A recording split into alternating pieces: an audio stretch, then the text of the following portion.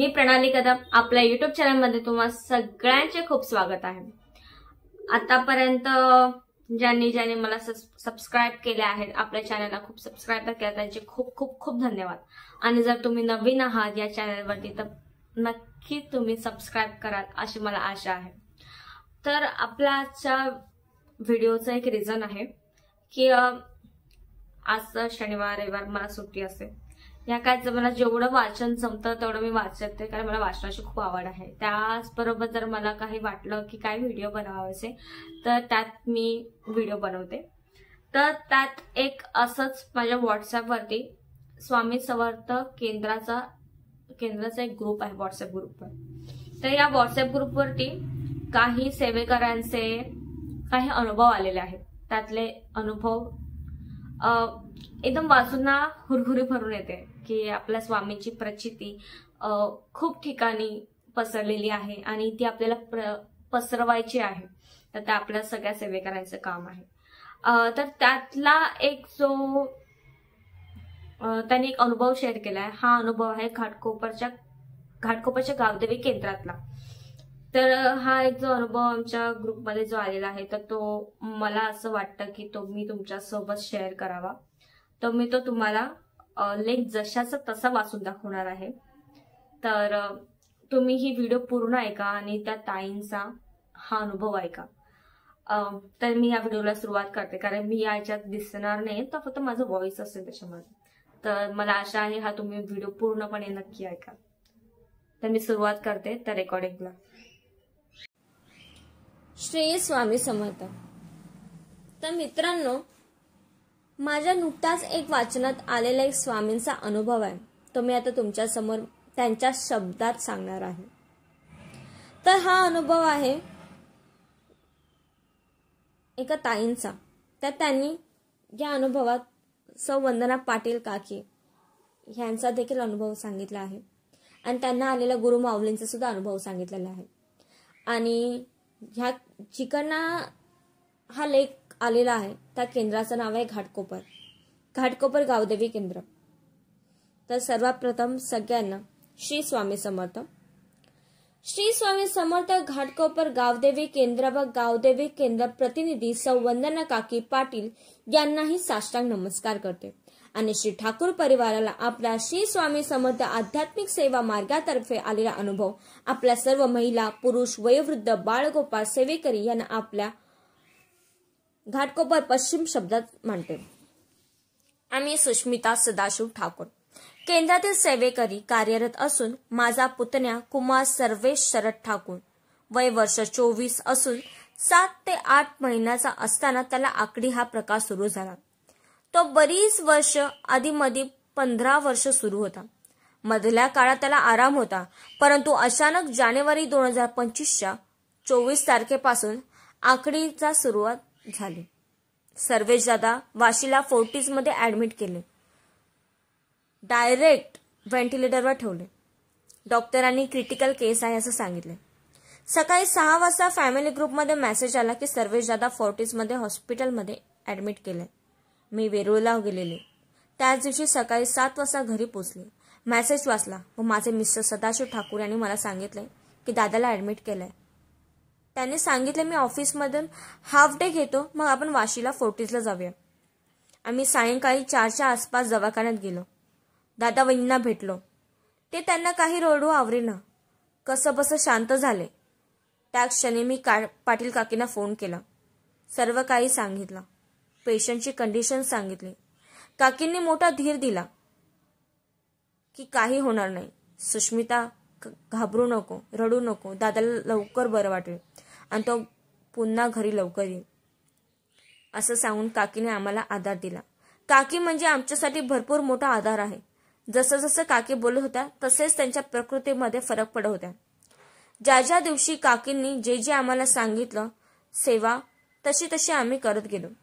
डोळ्यात भरपूर अश्रू होते, कारण त्यांची कंडिशन आम्हाला बघवत नव्हती। जिकडे तिकडे सुया टोचून ठेवल्या होत्या, 4 मशीन लावल्या होत्या आणि पूर्ण त्याला झोपेचे इंजेक्शन देऊन बेशुद्ध करून ठेवले होते। 15 दिवस पण मी ज्या ना आई मानले ते आमच्या पाटील काकी त्या रोज सकाळ दुपार माझ्याकडून अपडेट घेत होत्या आणि सेवा देत होत्या. मला भरपूर आधार देत होत्या. खूप हतबल झाले होतं. पायाखालची जमीन निसरून गेली होती की आमच्या मुलाला काही होतंय का, काही होणार नाही ना. पण मला माझ्या मिस्टरांना, महाराज माऊली आणि काकींवर पूर्ण विश्वास होता की महाराज माऊली आणि काकी माझ्या पुतण्याला जीवनदान देणारच. कारण माझ्या आयुष्यातला 15 वर्षापासूनचा अनुभव आहे. ज्या वेळेला काकीने सांगितलं आहे की सुष्मिता घाबरू नको, सर्व आपल्या आयुष्यात चांगलेच होणार आहे, तू काही काळजी करू नकोस. मुलांचे शिक्षण असो, इतर अडचणी असो, ते सर्व प्रश्न महाराज माऊली आणि काकींमुळे सुटत गेले आणि एकही प्रश्न आमच्या आयुष्यामध्ये राहिला नाही. पण हे मोठे संकट आमच्या परिवारावर आलेले, पण तेही महाराज माऊली आणि काकींच्या आशीर्वादामुळे, त्यांनी केलेल्या सेवेमुळे तेही संकट गेले आणि महाराज माऊलीजींनी अशक्य हे शक्य करून दाखवले. श्री स्वामी समर्थ महाराज गुरुमाऊली आपल्या सोबत आहेत असे काकी रोज ज्या वेळेला मला मेसेज फोन करत होत्या त्या वेळेला सांगत होत्या. मी घरच्यांशी बाहेरच्यांशी न बोलता फक्त काकींसोबतच फोनवर मेसेजवर बोलत होती. रडू तर आवरत नव्हतं, कारण कंडिशनच तशी होती. जी सेवा पाटील काकी सांगत होत्या ती सेवा घरी घेऊन करायची. त्यांचे तीर्थ अगरबत्तीची राक्षा घेऊन सर्वेश दादाला दवाखान्यात घेऊन जायची. काकी गावी असल्यामुळे त्यांनी रेखाताईंना व सविताताईंना दोघींना वाशी फोर्टीजला माझ्या पुतण्याला बघण्यासाठी पाठवले. परंतु वेळेचे नियोजन असल्यामुळे त्यांना काही माझ्या पुतण्याला बघता आले नाही. वेळ फक्त 11 ते 12 पर्यंत 2 सेकंद होती. त्यामुळे बरेचसे आलेले रिलेटिव्ह देखील खालूनच रिटर्न जायचे, कारण तब्येत खूप क्रिटिकल होती. ती लोक बघायला द्यायची नाहीत. अक्षरशः त्याला बांधून ठेवले होते, हात पाय. त्याचे 27 तारखेला स्वामी महाराज गुरु माऊलींनी काकींच्या आशीर्वादाने माझ्या पुतण्याला व्हेंटिलेटरवर काढण्यात आलं. त्याने डोळे उघडून सगळ्यांना रिप्लाय दिला. 2 दिवस तो शुद्धीत होता. 27, 28 आणि पुन्हा त्याला 29ला व्हेंटिलेटर लावण्यात आले. रोज डॉक्टर काही ना काही कारण सांगायचे. छातीत इन्फेक्शन झालं आहे, त्याचा मेंदू 75% खराब झाला आहे, त्याची गॅरंटी नाही, त्याची तब्येत क्रिटिकल आहे. आता आमचे सर्व प्रयत्न झाले आहेत. तुम्ही देवाकडे प्रार्थना करा, तुमचा रिलेटिव्हला बोलवून घ्या. अक्षरशः जो येईल तो दिवस फक्त महाराज माऊली आणि काकींचा चेहरा डोळ्यासमोर दिसायचा. माझ्या मिस्टरांना व मला पूर्ण विश्वास होता आपल्या मार्गावर परमपूज्य गुरु माऊली स्वामी समर्थ महाराजांनी काकींवर पण कुटुंबातील सर्व सदस्य गोळून गेले होते, रडत होते. त्यामुळे मलाही भीती वाटत होती, पण मला विश्वास होता की माझ्या पुतण्याला काहीच होणार नाही. महाराज माऊली आणि काकी त्याला काहीच होऊन देणार नाही. तो जसा हॉस्पिटलमध्ये गेला त्याच्यापेक्षाही चांगला होऊन घरी येईल हा पूर्ण विश्वास मला होता. तो काकीच देत होत्या. रोजच काकी त्रिकाल आरतीला येणाऱ्या सेवेकरांना सांगून ठेवत होते की रोज त्याच्या नावाचा संकल्प करून त्याच्या सेवा घ्या, आणि तसे सेवेकरी करत होते. काकी सुद्धा पर्सनल घरी सेवा करत होत्या. मला सांगत होत्या, सुष्मिता असं कर, ही सेवा कर, ती सेवा कर. त्या वेळेला ती करून मी तशी रक्षातीर्थ घेऊन जात होते. नित्यसेवा काकींनी त्यांच्या उशीकडे ठेवायला सांगितली होती, ती ठेवली होती. ती अजूनही घरी आली तरी ती तशीच ठेवलेली आहे. जेव्हा दुसऱ्या वेळेला व्हेंटिलेटर लावले तेव्हा सर्वांचेच हातपाय गळून पडले. असे वाटू लागले की दुसऱ्या वेळी जो व्हेंटिलेटर लावला तो जवळजवळ 5 ते 6 दिवस त्याला कंटिन्यू झोपून ठेवले, आणि आम्ही जवळ जाऊन त्याला आवाज द्यायचो तरी पण त्याची पापणी हलायची नाही किंवा त्याची बोटं हलायची नाही. त्यामुळे खूप मन भरून द्यायचे, आणि तिकडनं आम्ही रडतच खाली यायचं आणि रडत राहायचं. नको नको ते विचार मनात यायचे. त्याची कंडिशन बघून डिस्चार्ज मिळूच्या अगोदर काकी शुक्रवारी फोर्टीजमध्ये आल्या. काकी जवळपास 2 तास वहिनींसोबत मोठ्या धीरानं बोलत होत्या, आणि त्यांना खूप मोठा धीर मिळाला, आधार मिळाला. खचून गेलेल्या मनाला पुन्हा एकदा उभारी मिळाली. काकी हॉस्पिटलमध्ये आल्या तेव्हा 3-4 पेशंटचे रिलेटिव्ह काकींना भेटल्या. काकींनी त्यांनाही तिकडे सेवा दिल्या. त्यांनाही एक आशेचा किरण मिळाला. आम्ही सर्व खाली वेटिंग रूममध्ये बसलेलो. काकींनी त्यांना दिलेल्या सेवेमुळे त्यांचे व्हेंटिलेटर लावलेले कुणाचे आजी, कुणाचे मिस्टर, त्यांच्या तब्येतीत सुधारणा व्हायला लागली.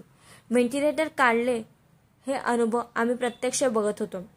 हॉस्पिटलमध्ये ते नातेवाईक जे आम्ही 24 तास रडत होतो ते हसत होते. काकीने दिलेल्या सेवेमुळे त्यांना फळ मिळाले. महाराज माऊलींचे सेवेकरी झाले.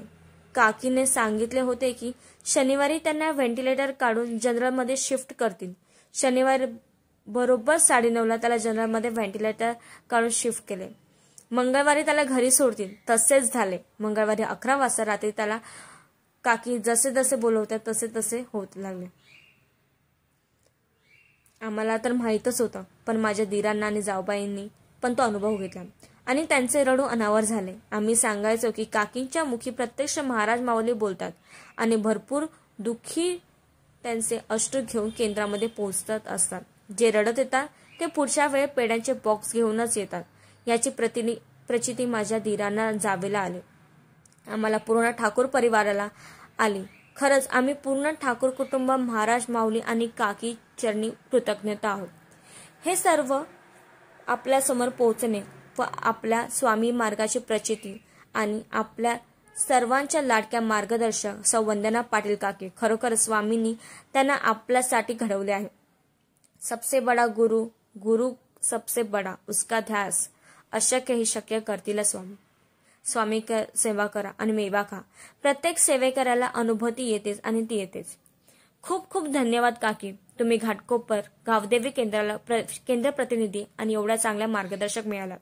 श्री स्वामी समर्थ महाराज आणि आपल्या लाखो करोडो सेवेकऱ्यांचे आधारस्तंभ परमपूज्य गुरु माऊली घाटकोपर गावदेवी केंद्रासाठी तुमची निवड केली. खरंच श्री स्वामी समर्थ महाराज परमपूज्य गुरु माऊली यांना कोटी कोटी मानाचा मुजरा. तसेच आपल्या केंद्रातील शीतल पाटील ताई आणि त्यांचे मिस्टर 30 तारखेला आले. दुपारी त्यांना काही माझ्या पुतण्याला बघायला मिळाले नाही, पण मला दीराने त्याने विचारलं की माझ्याकडून तुला काय मदत पाहिजे. तर दीर म्हणाले, सर्व झाले आहे, मला बिलापासून सर्व झाले आहे, फक्त माझ्या मुलाला आम्हाला डोळे भरून बघता यावे आणि त्याच्या जवळ भरपूर वेळ थांबता यावे. असं होत असेल तर करा. पाटील दादांनी लगेच दीराच्या समोर एका ओळखीच्या ऑफिसरला फोन कॉल केला आणि दुसऱ्याच दिवशी आम्हाला पुतण्याकडे जास्त वेळ राहण्याची परवानगी मिळाली. खूप खूप धन्यवाद शीतलताई आणि सुधीर दादा. हा अनुभव पण एकदम खूप वेगळाच होता. बोलतात ना, स्वामीची प्रचिती येते, फक्त मनाभावे त्यांची पूजा अर्चना करा, सेवा करा. स्वामी कोणत्या ना कोणत्या रूपात येऊन तुम्हाला साथ देते, आधार देते आणि तुमच्या मदतीला धावून येते. त्यामुळे तुम्हाला हा अनुभव काकींचा कसा वाटला हे नक्की सांगा. आणि तुमच्याकडे तुमचा अनुभव असेल तुम्हाला जर तुमचा अनुभव सांगायचा असेल तर मला नक्की कमेंटमध्ये सांगा. श्री स्वामी समर्थ.